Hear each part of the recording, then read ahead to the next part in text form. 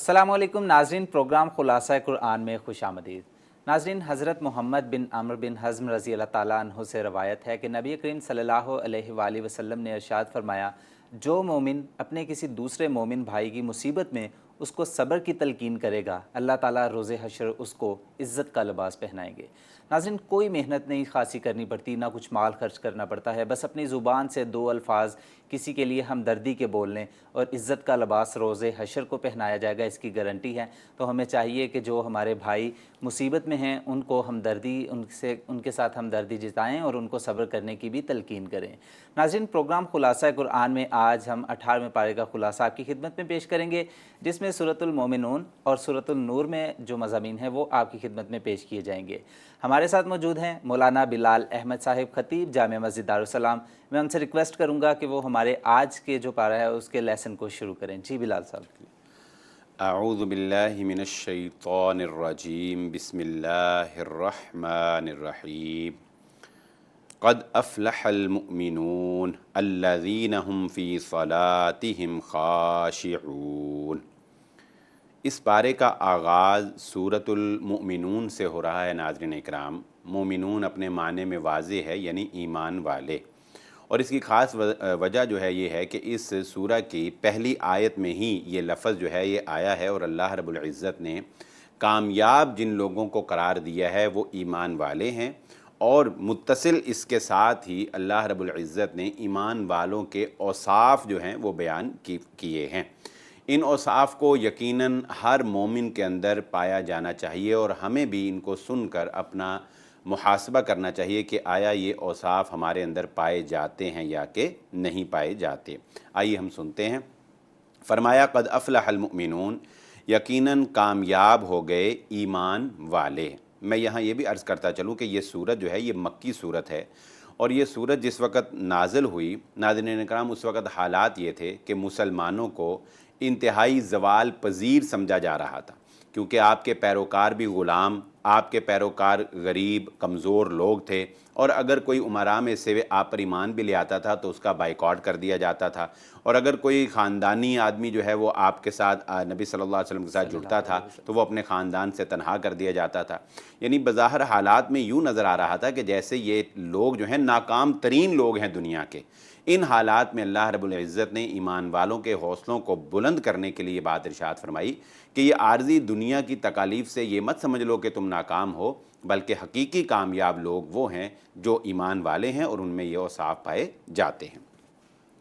अल्लज़ीना हुम फ़ी सलातिहिम ख़ाशिऊन, जो अपनी नमाज़ों में इंतहाई खुशू व खुज़ू का एहतमाम करते हैं। और रसूलुल्लाह सल्लल्लाहु अलैहि वसल्लम की नमाज़ और सहाबा इकराम की नमाज़ कितनी खुशू व खुज़ू वाली थी। हज़रत आयशा सिद्दीक़ा रज़ियल्लाहु ताला अन्हा से जब किसी ने पूछा कि अल्लाह के नबी सल्लल्लाहु अलैहि वसल्लम की रात की नमाज़ कैसी थी,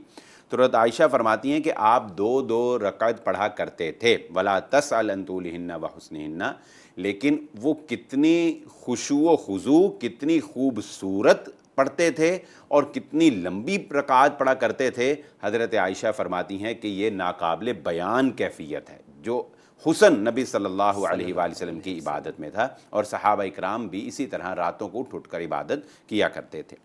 वल्लज़ीना हुम अनिल लग़्वी मुअरिज़ून, ईमान वाले वो होते हैं जो गैर ज़रूरी लग़वियात यानी गैर ज़रूरी बातें जिनसे उनका कोई ताल्लुक़ नहीं है, लगव काम, फ़ुज़ूल काम जो है उनसे वो एराज़ करते हैं। वल्लज़ीना हुम लिज़्ज़काति फ़ाइलून, और वो ज़कात अदा करने वाले होते हैं। वल्लज़ीना हुम लिफ़ुरूजिहिम हाफ़िज़ून, और वो अपनी शर्मगाहों की हिफाजत करने वाले होते हैं, सिवाय इसके कि अपनी बीवियों पर जो कि उनके लिए हलाल हैं या अपनी लौंडियों पर जो उनके लिए हलाल हैं। वल्लज़ीना हुम लिअमानातिहिम व अहदिहिम राऊन,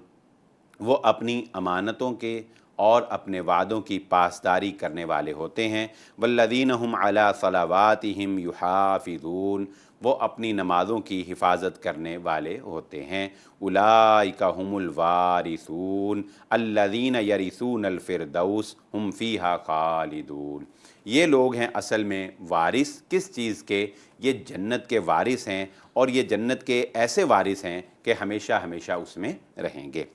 فرحان بھائی آگے جو 18ویں پارے میں اہم ترین صورت کا ہم آغاز کرنے جا رہے ہیں یہ صورت النور ہے جی اور میں یہ سمجھتا ہوں کہ قرآن مجید کی یہ جو صورت ہے یہ انتہائی اہم ترین صورت ہے اس حوالے سے کہ اس کے اندر جو مضامین بیان کیے گئے ہیں یہ ہم میں سے ہر مسلمان کو بار بار اس کو دہرانا چاہیے اور ہمیں کوشش کرنی چاہیے کہ ہم اپنے بچوں کو اور اپنی نوجوان نسل کو یہ صورت جو ہے اس کی تعلیمات جو ہے وہ ضرور دیں. ویسے تو پورا قرآن ہی پڑھنا چاہیے لیکن بعض کچھ ہوتے ہیں نا خاص مقامات, تو یہ خاص مقامات میں سے سورۃ النور ہے اور میں وقت کی قلت کے پیش نظر ہم اس میں سے چند ایک مضامین ہی ناظرین کا ہم بیان کر سکتے ہیں, وگرنہ یہ صورت کا حرف جو ہے یہ پڑھنے سے تعلق رکھتا ہے. سبحان اللہ. سورۃ النور, اس سورت کے آغاز میں اللہ رب العزت نے جو احکامات بیان کیے ہیں وہ تعزیرات سے تعلق رکھتے ہیں. فرمایا الزانیۃ والزانی فجلدوا کل واحد منہما مئۃ جلدہ, زنا کرنے والی عورت اور زنا کرنے والا مرد ان دونوں میں سے ہر ایک کو 100 کوڑے لگائے جائیں گے. ولا تأخذکم بہما رأفۃ فی دین اللہ ان کنتم تؤمنون باللہ والیوم الآخر, اور دیکھنا اللہ رب العزت کی حدود کو نافذ کرتے ہوئے کسی قسم کا لحاظ جو ہے, کسی قسم کی طرفداری جو ہے وہ تمہارے دل کے اندر ہرگز نہیں آنی چاہیے. ناظرین اکرام, زنا ایسا قبیح ترین فعل ہے کہ اس کی اتنی سخت ترین سزا جو ہے وہ رکھی گئی ہے تاکہ معاشرے میں کوئی اگر ایسے جرم کا ارتکاب کر بھی لیتا ہے تو اس کو وہ عبرتناک سزا دی جائے کہ آئندہ کوئی ایسا جرم کرنے کی جرت بھی نہ کر سکے. جب یہ عبرتناک سزا دی جائے گی تو عزتیں محفوظ رہیں گی, عزتوں کی حفاظت ہوگی, خاندانی نظام جو ہے وہ قائم رہے گا. اور میں یہاں یہ بات بیان کرتا چلوں کہ یہ سزا جو ہے یہ غیر شادی شدہ کے لیے ہے. اگر کوئی شادی شدہ مرد اور عورت زنا کا ارتکاب کرتا ہے,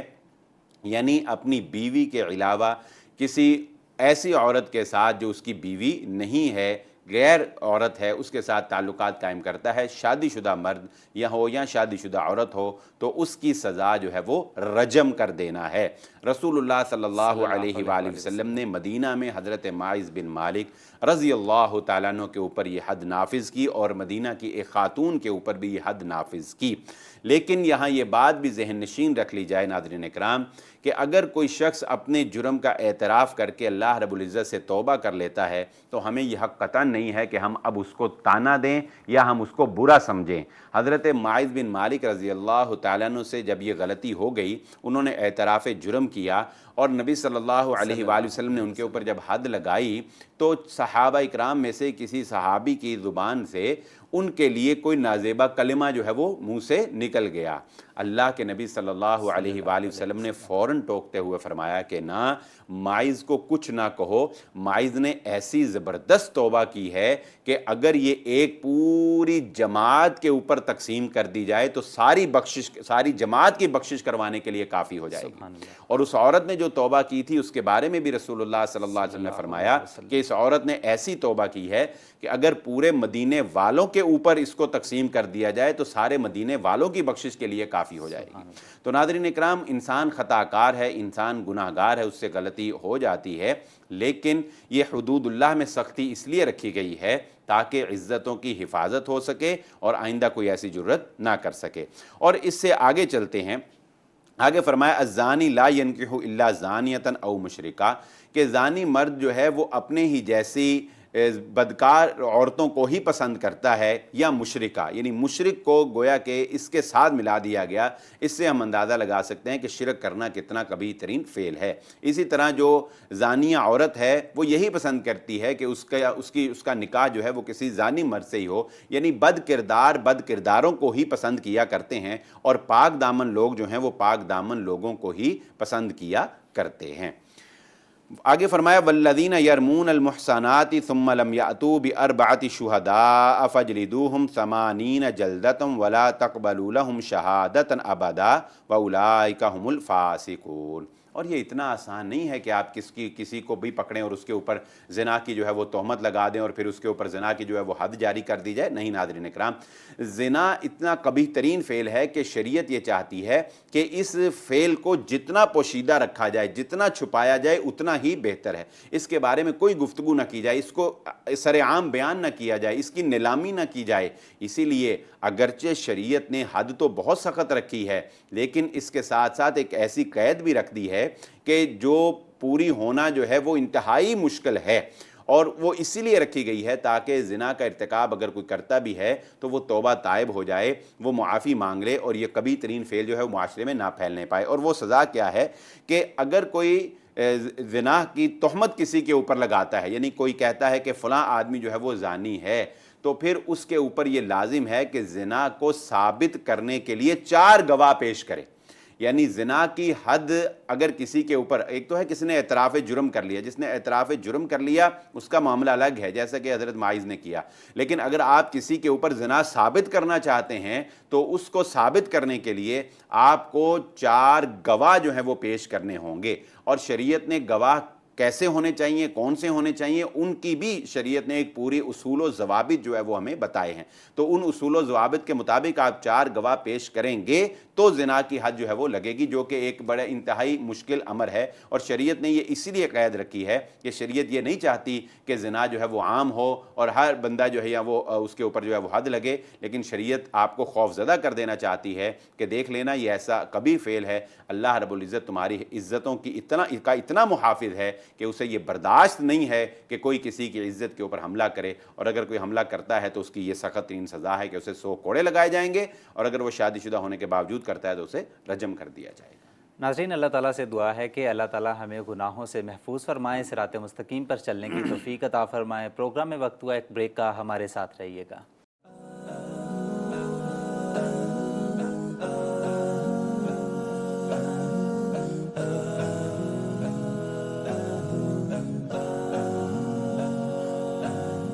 ویلکم بیک آفٹر بریک. ناظرین، بریک سے پہلے بات چیت ہو رہی تھی زنا کے بارے میں. شریعت میں زنا کو کس نظر سے دیکھا جاتا ہے، اس کے کیا جو سزا ہے وہ دی جاتی ہے، اور اسی کو کنٹینیو کریں گے. سورۃ النور ہماری کنٹینیو ہے. بلال صاحب سے ریکویسٹ ہے کہ مزید اس میں جو مضامین پیش کیے گئے ہیں وہ آپ تک پہنچائیں. جی بلال صاحب. اعوذ باللہ من الشیطان الرجیم، بسم اللہ الرحمن الرحیم.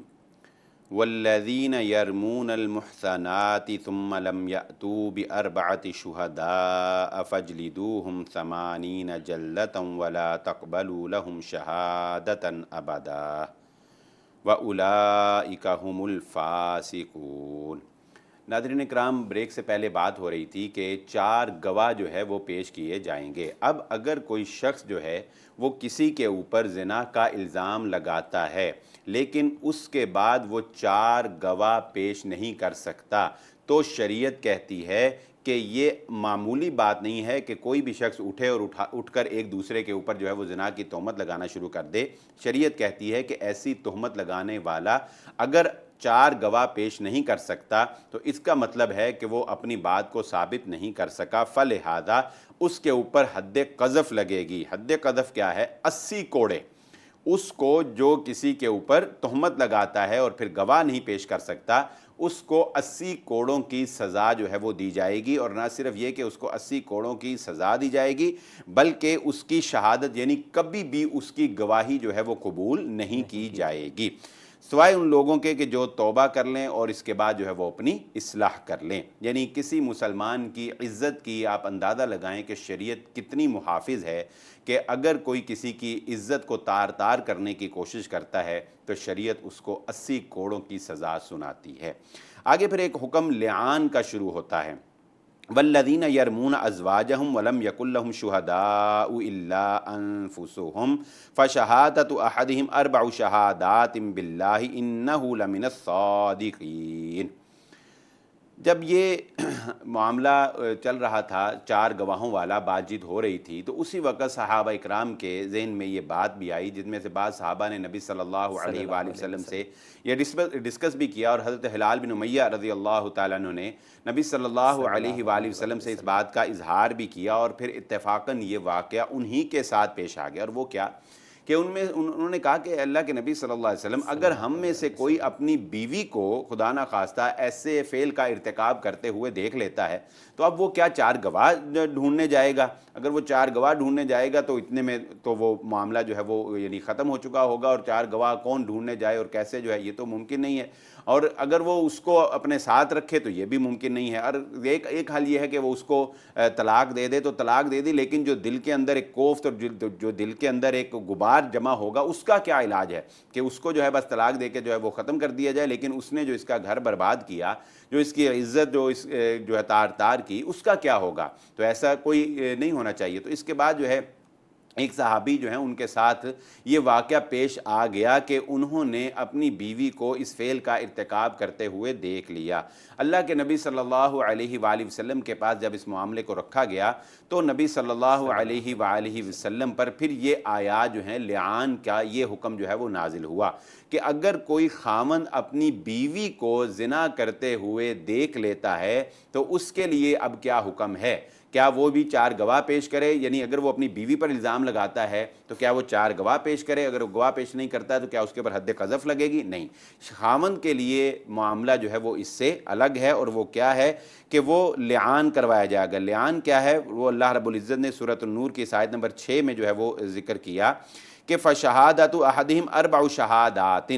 کہ مرد جو ہے وہ 4 مرتبہ قسم کھائے گا کہ انہ لمن الصادقین، کہ مرد جو ہے وہ سچا ہے، یعنی اپنے الزام میں سچ بول رہا ہے۔ والخامسۃ ان لعنۃ اللہ علیہ ان کان من الکاذبین، اور 5ویں مرتبہ مرد یہ قسم کھائے گا کہ اس پر اللہ کی لعنت ہو اگر اس نے جھوٹا الزام لگایا ہوا ہو۔ تو یہ قسمیں کھانے کے بعد مرد جو ہے وہ بری ذمہ ہو جائے گا، کس سے؟ حد قذف سے، یعنی اگر وہ 5 قسمیں یہ اٹھا لیتا ہے تو اب اس کے اوپر تہمت لگانے کی جو حد تھی وہ نہیں لگے گی۔ ناظرین اکرام، یہاں میں بات ذکر کرتا چلوں کہ جب حضرت ہلال بن امیہ رضی اللہ تعالیٰ عنہ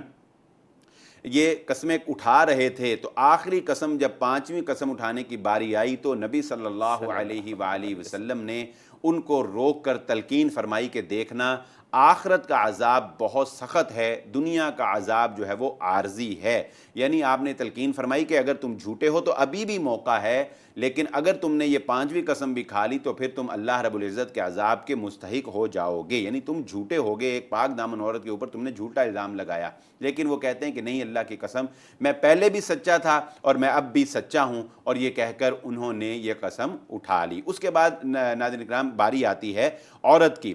وَيَدْرَوْ عَنْهَا الْعَذَابَ أَن تَشْهَدَ 4 شَهَادَاتٍ بِاللَّهِ إِنَّهُ لَمِنَ الْكَاذِبِينَ، اور عذاب کو یعنی زنا کا جو عذاب جو سزا ہے وہ عورت سے بھی ساقط ہو جائے گی۔ کب؟ کہ وہ قسمیں اٹھائے 4 مرتبہ کہ وہ مرد جو ہے وہ جھوٹا ہے، یعنی مرد نے جو الزام لگایا ہے وہ جھوٹا ہے۔ 4 مرتبہ عورت جو ہے بیوی جو ہے وہ قسمیں اٹھائے گی۔ وَالْخَامِسَةَ أَنَّ غَضَبَ اللَّهِ عَلَيْهَا إِن كَانَ مِنَ الصَّادِقِينَ، اور 5ویں مرتبہ عورت یہ قسم اٹھائے گی کہ اللہ کا اس پر غضب ہو اگر وہ مرد جو ہے وہ سچ بولنے والوں میں سے ہو۔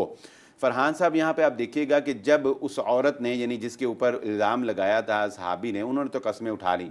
جب وہ 5ویں قسم اٹھانے لگی تو اس وقت بھی جو ارد گرد لوگ بیٹھے ہوئے تھے انہوں نے اس کو روکا اور پھر اس کو سمجھایا کہ دیکھنا یہ اگر تم غلط بیانی کر رہی ہو تو ابھی موقع ہے، باز آ جاؤ، ابھی آخرت کے عذاب سے تم بچ جاؤ گی۔ لیکن یہ جو تعصب ہوتا ہے یا خاندان کا نام ہوتا ہے یا لوگ کیا کہیں گے، یہ جو بات ہے نا، یہ ہم سے بہت سے گناہ جو ہے وہ کروا لیتی ہے۔ تو ناظرین کرام، اس عورت نے تھوڑا سا توقف اختیار کیا، تھوڑی سی وہ ٹھہری، تھوڑا سا سوچا سمجھا، لیکن اس کے بعد اس نے یہ جملہ کہا کہ میں اپنے خاندان کو رسوا نہیں کروں گی، اور اس کے بعد اس نے 5ویں قسم بھی اٹھا لی۔ رسول اللہ صلی اللہ علیہ وآلہ وسلم نے وہ اس عمل سے وہ پریگننٹ بھی ہوئی تھی، اللہ کے نبی صلی اللہ علیہ وآلہ وسلم نے ان دونوں کے درمیان جو ہے وہ جدائی کروا دی، اور اس کے بعد نبی صلی اللہ علیہ وآلہ وسلم نے صحابہ کرام کو کہا کہ اس کے ہاں جب اولاد ہو، بچہ پیدا ہو تو دیکھنا کہ وہ کیسا ہے، اگر وہ ایسا ہوگا تو وہ اس کے یعنی حقیقی جو خامن تھا اس جیسا ہے، اور اگر وہ ایسا ہوگا یعنی جس کے ساتھ زنا کا الزام تھا تو پھر وہ اس کا ہی نطفہ ہوگا۔ تو صحابہ کرام نے جب وہ بچہ پیدا ہوا تو اس کے جو علامات اور خد و خال جو اس کے نقش و نگار نبی صلی اللہ علیہ وآلہ وسلم کو بتائے، اس سے بھی یہی بات ثابت ہوئی کہ یہ بچہ جو ہے یہ زنا سے ہی پیدا ہوا، اور وہ صحابی جو ہیں وہ اپنے اس دعوے میں سچے تھے۔ اللہ رب العزت ہم سب کی عزتوں کی حفاظت فرمائے۔ سورۃ النور میں آگے پھر ایک بہت ہی اہم واقعہ جو ہے وہ بیان ہونے جا رہا ہے۔ ان الذین جاؤوا بالافک عصبۃ منکم لا تحسبوه شرا لکم بل هو خیر لکم لکل امرئ منہم ما اکتسب من الاثم۔ یہ واقعہ جسے واقعہ افک کے نام سے تاریخ کے اندر جانا جاتا ہے، یہ حضرت عائشہ صدیقہ رضی اللہ تعالی عنہا کے اوپر الزام لگانے کا واقعہ ہے۔ ناظرین کرام، اس واقعے کے دو پہلو ہیں۔ پہلا پہلو کیا ہے کہ حضرت عائشہ صدیقہ رضی اللہ تعالی عنہا جو ہے وہ خود بیان کرتی ہیں۔ حضرت عائشہ صدیقہ رضی اللہ تعالیٰ عنہ فرماتی ہیں کہ نبی صلی اللہ علیہ وآلہ وسلم جب کسی غزوہ پر جایا کرتے تھے تو آپ صلی اللہ علیہ وآلہ وسلم اپنی ازواج کے مابین قرہ ڈالا کرتے تھے، جس کے نام کا قرہ نکلتا تھا وہ نبی صلی اللہ علیہ وآلہ وسلم کے ساتھ تشریف لے جاتی تھی۔ تو اس جنگ میں حضرت عائشہ صدیقہ رضی اللہ تعالی عنہ کے نام کا قرہ جو ہے وہ نکلا، اور حضرت عائشہ صدیقہ رضی اللہ تعالیٰ عنہ نبی صلی اللہ علیہ وآلہ وسلم کے ساتھ روانہ ہوتی ہیں۔ وہ خود فرماتی ہیں کہ ایک جگہ پر قافلہ جو ہے اس نے پڑاؤ کیا تو انہیں قضائے حاجت کے لیے جو ہے وہ تھوڑا سا سائڈ پہ جانا پڑا۔ تو جب وہ باہر گئیں تو واپس آتے ہوئے ان کا ہار جو ہے وہ گر گیا، تو وہ ہار کو تلاش کرنے کے لیے تھوڑا سا ان کو ٹائم زیادہ لگ گیا، تو قافلہ جو ہے وہ روانہ ہو گیا۔ اور وہ کہتی ہیں کہ ہوتا اس طرح تھا کہ ہم لوگ جو ہیں، یعنی اس وقت کی خواتین وہ خود کہتی ہیں کہ وہ اتنی ہیلدی نہیں ہوتی تھی بلکہ سمارٹ سی ہوتی تھی، کوئی اتنا زیادہ وزن نہیں ہوتا تھا، تو وہ ہودی جس میں، یا جسے ہم عام طور پہ اپنی زبان میں ڈولی کہتے ہیں نا، اس میں خواتین بیٹھ جاتی تھیں اور اس کو اٹھا کر اونٹ کے اوپر رکھ دیا جاتا تھا۔ تو وہ کہتی ہیں کہ میرا اس میں بیٹھنا یا نہ بیٹھنا کوئی اتنا وزن تو ہوتا نہیں تھا، تو صحابہ نے 4 آدمی اس کو اٹھاتے تھے، تو انہوں نے سمجھا کہ حضرت عائشہ، جب اعلان ہوا نا کہ قافلہ کوچ کرنے لگا، کوچ تو اعلان ہوتا تھا تو خواتین اس میں آ کے بیٹھ جاتی تھیں، تو کہتی ہیں کہ اعلان ہوا اور انہوں نے اسی طرح جو ہے وہ اس کو اٹھایا اور اٹھا کر جو ہے وہ اونٹنی کے اوپر رکھ دیا اور وہ قافلہ جو ہے وہ روانہ ہو گیا۔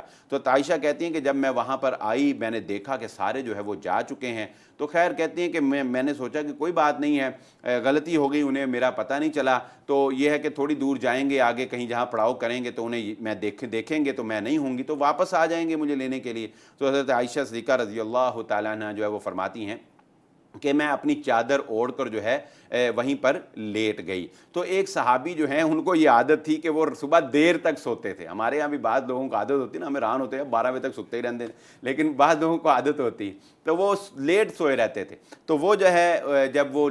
اسی طرح وہ بھی پھر سوئے رہے، اور وہ جب صبح اٹھے تو وہ گزر رہے تھے، تو انہوں نے حضرت عائشہ صدیقہ رضی اللہ تعالیٰ عنہ کو دیکھا تو انہوں نے کہا ہو افسوس، نبی کی بیوی جو ہے وہ پیچھے رہ گئی۔ تو عائشہ فرماتی ہیں کہ انہوں نے انتہائی ادب کے ساتھ اپنی اونٹنی جو ہے وہ میرے پاس رکھی، میں جو ہے اپنی اونٹنی کے اوپر سوار ہوئی اور انہوں نے اونٹنی کی نکیل پکڑی اور وہ میرے ساتھ چلے، اور آگے جا کر ہم نے دیکھا کہ ہمارا قافلہ جو ہے اس نے ایک جگہ جو ہے وہ پڑاؤ کیا ہوا تھا، اور وہاں پر جو ہے وہ انہوں نے مجھے محمد رسول اللہ صلی اللہ علیہ وسلم کے حوالے کر دیا۔ اور فرحان صاحب یہاں سے پھر وہ جو منافقین ہیں نا، عبداللہ بن ابی، اس نے جب حضرت عائشہ صدیقہ رضی اللہ تعالیٰ عنہ کو آتے ہوئے دیکھا تو پھر اس نے جو ہے وہ اپنا کام جو ہے وہ کیا، وہ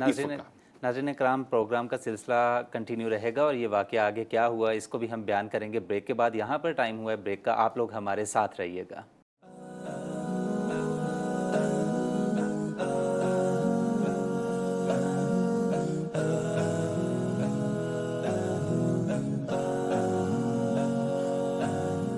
ویلکم بیک آفٹر بریک۔ ناظرین، بریک سے پہلے حضرت عائشہ کا جو قصہ تھا وہ سنایا جا رہا تھا، جو انہوں نے اپنی زبانی بیان کیا کہ وہ کس طرح قافلے سے پیچھے رہ گئیں اور کس طرح پھر ان کو واپس لے جایا گیا قافلے تک، کون سے صحابی تھے جنہوں نے ان کو قافلے تک پہنچایا، پھر منافقین کا کیا اس عمل پر رد عمل تھا۔ اس کے متعلق بلال صاحب سے ریکویسٹ کرتے ہیں کہ وہ اس کو کنٹینیو کریں اور بتائیں کہ منافقین نے اس پر کیا رد عمل اختیار کیا۔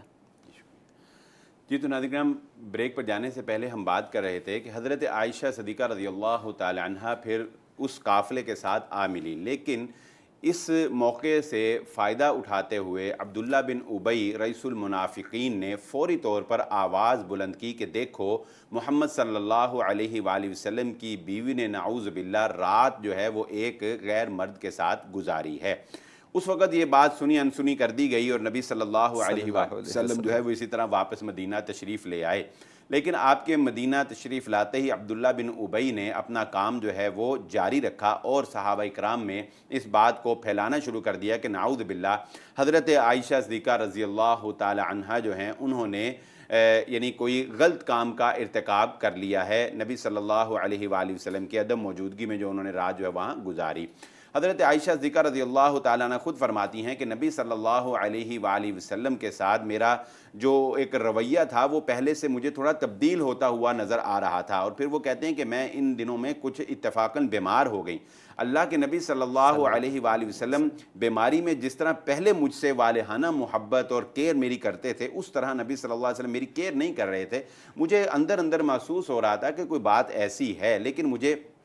پتہ نہیں تھا کہ یہ بات کیا ہے۔ خیر مجھے بھیج دیا گیا حضرت ابوبکر صدیق یعنی اپنے والد کے حضرت ابوبکر صدیق رضی اللہ تعالیٰ عنہ کے گھر نبی صلی اللہ علیہ وآلہ وسلم نے بھیج دیا، اور پھر وہ فرماتی ہیں کہ ایک دن مجھے قضاء حاجت کے لیے جو ہے وہ باہر جانا پڑا، تو مصطح بن اثاثہ رضی اللہ تعالیٰ عنہ کی والدہ جو ہیں ان کے ساتھ جو ہے وہ میں باہر جا رہی تھی، تو ان کو رستے میں ٹھوکر لگی، تو انہوں نے کہا کہ برا ہو مصطح کا۔ تو میں نے کہا کہ آپ یہ بات جو ہے وہ کیوں کہہ رہی ہیں، کیونکہ مصطح بن اثاثہ رضی اللہ تعالیٰ عنہ اگرچہ یہ ایک سچے صحابی تھے، منافق نہیں تھے، لیکن انسان باتوں میں آ جاتا ہے نا، تو عبداللہ بن ابی کی باتوں میں آ کر کوئی ایک آدھی بات جو ہے وہ انہوں نے بھی جو ہے وہ بات سے بات جو ہے وہ آگے کر دی۔ تو پھر اس وقت جو ہے ان کی والدہ نے حضرت عائشہ صدیقہ رضی اللہ تعالیٰ عنہ کو بتایا کہ آپ کے بارے میں تو یہ باتیں مدینہ کے اندر مشہور ہیں اور یہ باتیں جو ہے وہ معروف ہو رہی ہیں۔ حضرت عائشہ صدیقہ رضی اللہ تعالیٰ عنہ فرماتی ہیں کہ مجھے اس قدر شدید غم ہوا کہ مجھے اپنا وہ جو ہے حاجت جو ہے وہ بھی بھول گئی، اور میں اسی وقت جو ہے وہ واپس آئی اور میں ساری رات جو ہے وہ روتی رہی۔ اور اللہ کے نبی صلی اللہ علیہ وآلہ وسلم نے حضرت علی رضی اللہ تعالیٰ عنہ کو بلا کر ان سے بھی مشورہ کیا، اور صحابہ کرام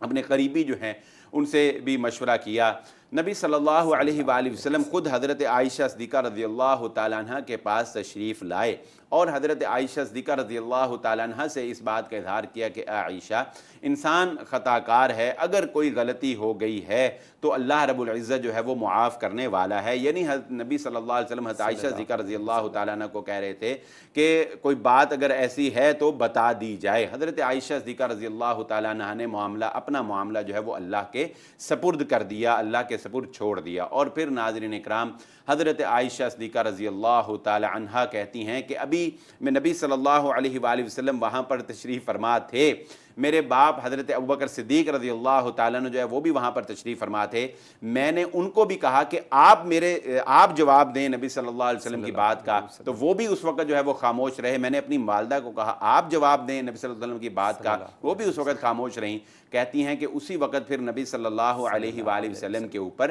وحی جو ہے وہ نازل ہونا شروع ہو گئی، اور وہ وحی جو ہے وہ کیا تھی کہ اللہ رب العزت فرماتے ہیں وَلَوْلَا إِذْ سَمِعْتُمُوهُ قُلْتُمْ مَا يَكُونُ لَنَا أَن نَتَكَلَّمَ بِهَذَا سُبْحَانَكَ هَذَا بُهْتَانٌ عَظِيمٌ۔ کیوں نہیں کہ تم نے جب اس بات کو سنا تو تم نے یہ کیوں نہیں کہا کہ یہ ممکن نہیں تم نے اللہ رب العزت فرما رہے ہیں کہ تم نے اس کے بارے میں بات ہی کیوں کی، تم نے سنتے یہ کیوں نہیں کہا کہ ھذا بہتان عظیم، یہ تو بہت بڑا الزام ہے۔ یعنی حضرت عائشہ صدیقہ رضی اللہ تعالیٰ عنہ کی برات اللہ رب العزت نے نہ صرف برات نازل فرمائی بلکہ مسلمانوں کو یہ بات کہی کہ تمہیں کہنا چاہیے تھا کہ ہم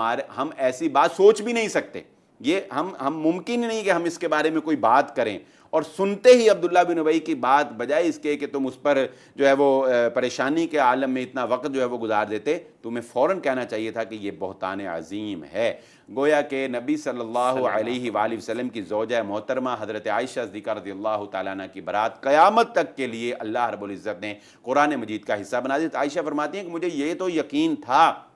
کہ میں سچی ہوں اور میری برات اللہ رب العزت جو ہے وہ نازل فرمائیں گے، لیکن کہتے ہیں کہ مجھے یہ تھا کہ اللہ تعالیٰ نبی صلی اللہ علیہ وسلم کو کوئی خواب کے ذریعے سے جو ہے وہ متنبع فرما دیں گے، مجھے یہ اتنی امید نہیں تھی کہ اللہ رب العزت میری برات کو قرآن مجید کا حصہ جو ہے وہ قیامت تک کے لیے جو ہے بنا دیں گے۔ اور فرحان صاحب یہاں پہ ایک بڑی انٹرسٹنگ بات آپ کو بتاؤں حضرت عائشہ کی، کہ جس وقت حضرت عائشہ صدیقہ رضی اللہ تعالیٰ عنہ کی یہ برات میں آیات جو ہے وہ نازل ہو گئیں، تو حضرت ابوبکر صدیق رضی اللہ تعالیٰ عنہ کہتے ہیں کہ نبی صلی اللہ علیہ وآلہ وسلم کا شکریہ ادا کرو، یعنی حضرت عائشہ کو کہتے ہیں کہ نبی صلی اللہ علیہ وسلم کا شکریہ ادا کرو۔ تو حضرت عائشہ صدیقہ رضی اللہ تعالیٰ عنہ فرماتی ہیں کہ نہ میں ان کا شکریہ ادا کروں گی نہ میں آپ کا شکریہ ادا کروں گی، کیونکہ انہوں نے بھی میری بات اس وقت نہیں سنی، اور آپ کو میں نے کہا تو آپ نے بھی جواب نہیں دیا۔ تو حضرت عائشہ فرماتی ہے کہ میں تو اللہ کا شکریہ ادا کروں گی کہ اللہ رب العزت نے جو ہے وہ میرے بارے میں یہ برات کی آیات جو ہے یہ نازل فرمائی۔ تو ناظرین اکرام، حضرت عائشہ صدیقہ رضی اللہ تعالیٰ عنہ کی یہ برات جو ہے یہ پھر اللہ رب العزت نے نازل فرمائی۔ اور آگے ایک اور بڑی اہم بات ہے کہ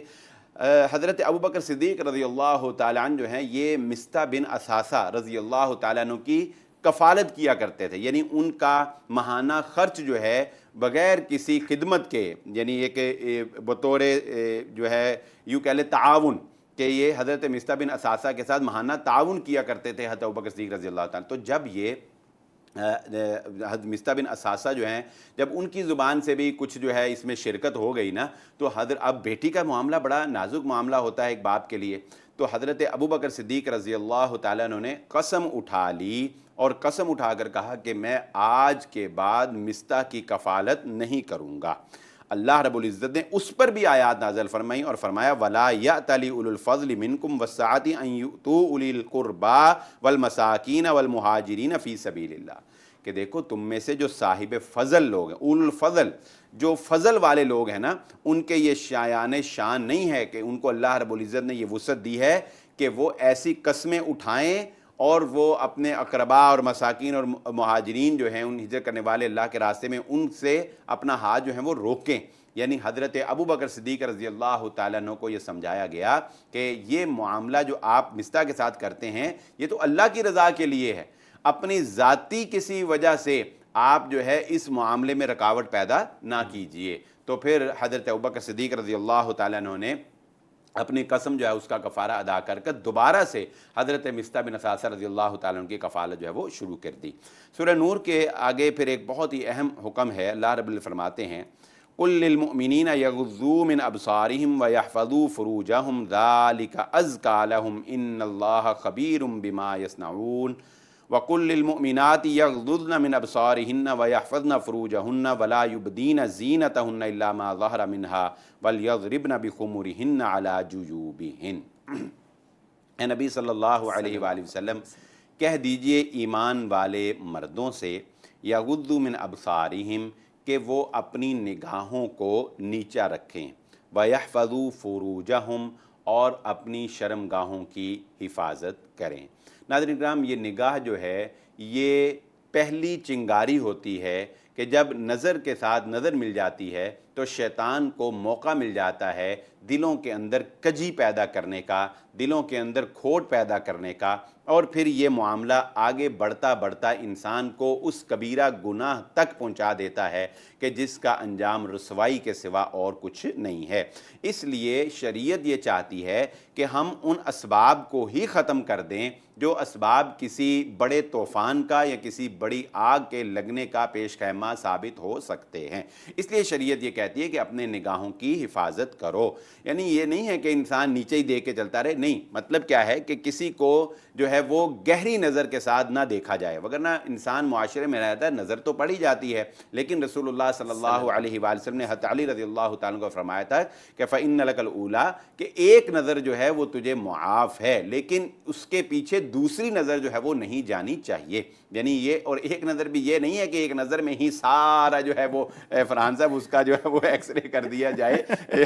ایک نظر کا مطلب ہے کہ اتفاقی گزرتے یا کوئی آتے ایک اتفاقی نظر پڑ گئی ہے تو اب اس کو گاڑ نہیں لینا اپنی نظروں کو، بلکہ اپنی نظر جو ہے وہ وہاں سے پھیر لینی ہے۔ وَيَحْفَظُوا فُرُوجَهُمْ اور اپنی شرمگاہوں کی حفاظت کرنی ہے۔ اللہ کے نبی صلی اللہ علیہ وآلہ وسلم فرماتے ہیں تم مجھے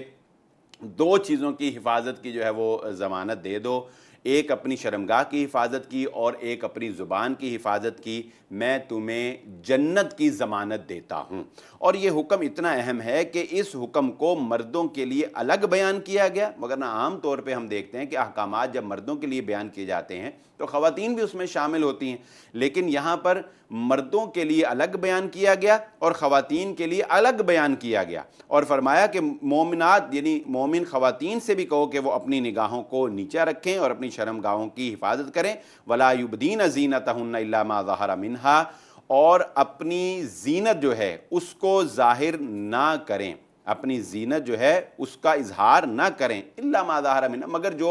غیر ارادی طور پر جو ہے وہ ظاہر ہو جاتی ہے یا جس کا ظاہر کرنا جو ہے وہ ناگزیر ہے، جیسا کہ یہ ہاتھ ہیں یا پاؤں ہیں، یہ ہاتھ اور پاؤں جو ہیں یہ ان کا ظاہر ہو جانا جو ہے یہ اس میں آتا ہے، لیکن اس کے علاوہ عورت جو ہے اس کو چاہیے کہ وہ اپنا پورا جسم جو ہے وہ ڈھانپ کر رکھے، اور اس پر ایک اضافی چیز فرمایا وَلْيَضْرِبْنَ بِخُمُورِهِنَّ عَلَى جُيُوبِهِنَّ،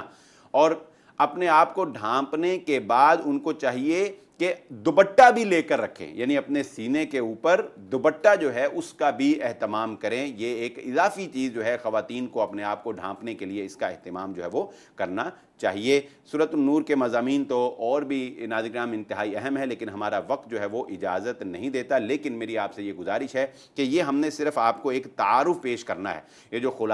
خلاصہ قرآن کا الحمدللہ پروگرام ہمارا جاری ہے، یہ آپ کو صرف قرآن کا ایک تعارف اور شوق پیدا کرنا ہے کہ آپ کو اندازہ ہو جائے کہ قرآن کے اندر کس کس طرح کے مضامین ہیں، کیا کیا ہمیں جو ہے وہ قرآن سکھاتا ہے، تاکہ آپ اس قرآن مجید کو پھر باقاعدہ جو ہے وہ اہتمام کے ساتھ پڑھ سکیں۔